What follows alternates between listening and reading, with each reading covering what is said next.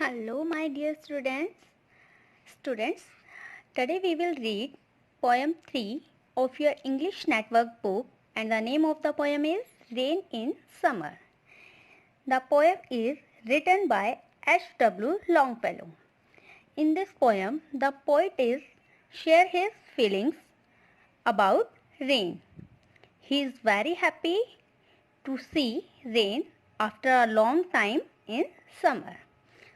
Now let's read and enjoy. How beautiful is the rain! After the dust and heat in the broad and fairy street, in the narrow lane, how beautiful is the rain! इस poem के first stanza के अंदर जो poet है वो अपनी feelings को share करते हुए कहता है how beautiful is the rain, कि देखो बारिश कितनी सुंदर लग रही है. After the dust and heat, dust means धूल एंड हीट मीन्स गर्मी. इन द ब्रॉड मीन्स चौड़ी एंड फेरी मीन्स जो ज्वलनशील होती है, जो जलती हुई गलियां हैं. स्ट्रेट मीन्स गली. एंड नैरो मीन्स संकरी. लेन मीन्स स्ट्रेट गली.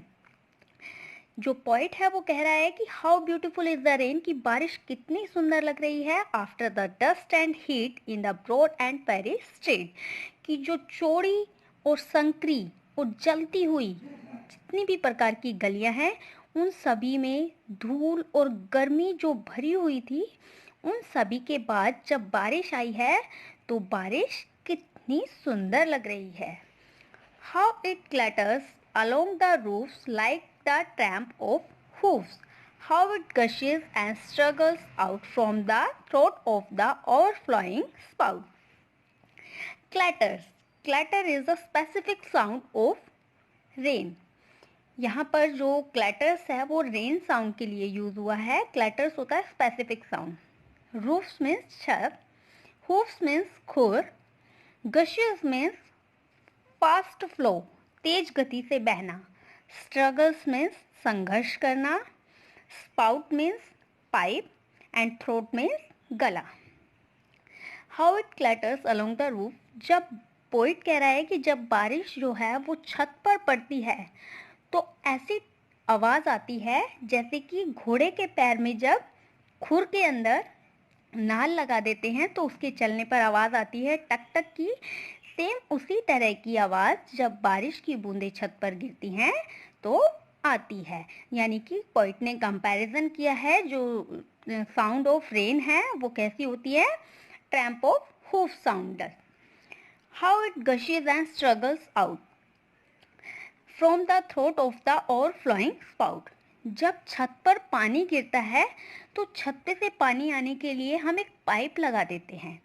तो वो पाइप जो है वो पूरी बारिश के पानी का, जो छत पर हमारा बारिश का पानी होता है उस सारा पानी को अपने अंदर एब्जॉर्ब कर लेता है. स्ट्रगल करता है वो पानी उस पाइप के अंदर से निकलने के लिए, पाइप के गले में से निकलने के लिए वो बहुत ज़्यादा संघर्ष करता है और बहुत तेज बहाव से वो नीचे आता है. Across the window pane it pours and swift and wide with a muddy tide.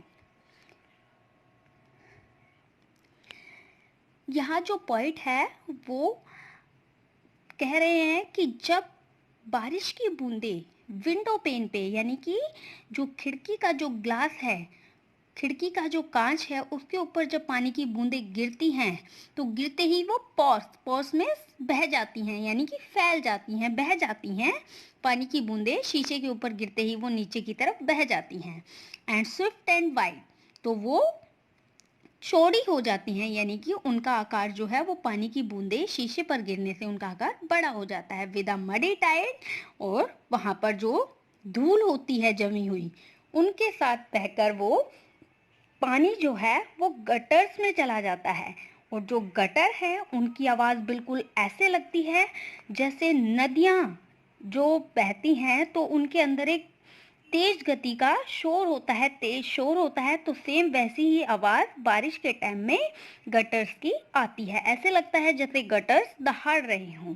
The rain the welcome rain, और जो पोइट है वो बहुत ज़्यादा खुश हैं, वो इतने खुश हैं कि वो रेन का वेलकम कर रहे हैं, स्वागत कर रहे हैं।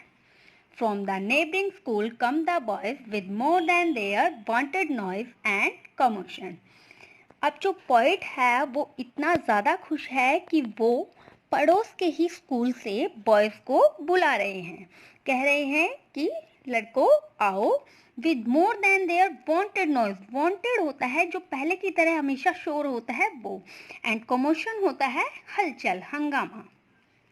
And down the wet street यानी कि गीली गलियां, सेल देयर, सेल मीन्स होता है पार करना या निकलना, मिमिक फ्लीट्स होता है पेपर बोट, कागज की कश्ती, टिल द ट्रेचरस पूल होता है एक ऐसा पूल, एक ऐसा होद जो आपकी नाव को डुबा देता है, उसको तैरने नहीं देता। इंगल्स होता है ये एक निगलना, एंड टर्बुलेंट होता है तूफान, व्हिर्लिंग होता है चक्कर लगाना। Let's read last stanza. जो पोइट है वो पड़ोस के ही स्कूल से बच्चों को आवाज़ लगा रहा है, लड़कों को, कि आओ और तुम जैसे हमेशा पहले जो आप शोर करते हुए आते थे उससे ज़्यादा, मोर देन, उससे ज़्यादा शोर करते हुए आओ और यहाँ पर हलचल करो, यानी कि उस बारिश की बूंदों को, उस बारिश को एंजॉय करो। And down the west street sail their mimic fleets, और पानी के जो वहाँ पर जो ट्रेचरस पूल है, यानी कि वहाँ पर एक जो होद है, उस होद के अंदर अपनी कागज की कश्तियों को चलाओ, और तब तक चलाओ जब तक वो कागज की कश्ती आपकी उस होद के अंदर चक्कर लगाते हुए वो उसको निगल ना ले। यानी कि कहने का मतलब है कि जब भी हम पानी के अंदर अपनी नाव बहाते हैं तो वो मोस्टली कभी ऐसा नहीं होता कि वो दूर तक जाए, हमेशा ऐसे होता है कि वो पानी के अंदर ही घूमकर वहीं पर ही डूब जाती है। तो ऐसे ही पोइट कह रहा है कि तब तक आप इस नाव को चलाओ जब तक वो पानी में चक्कर लगाकर डूब ना जाए, एंड ट्यूबलैंड ओशन, और उस पानी के अंदर तूफान ना आ जाए, तब तक अपनी नाव चलाओ। और आई होप स्टूडेंट्स आपको पोएम की एक्सप्लेनेशन अच्छे से समझ आई होगी। बाकी आपको जो इस पोएम की समरी है वो नोट करा दी जाएगी।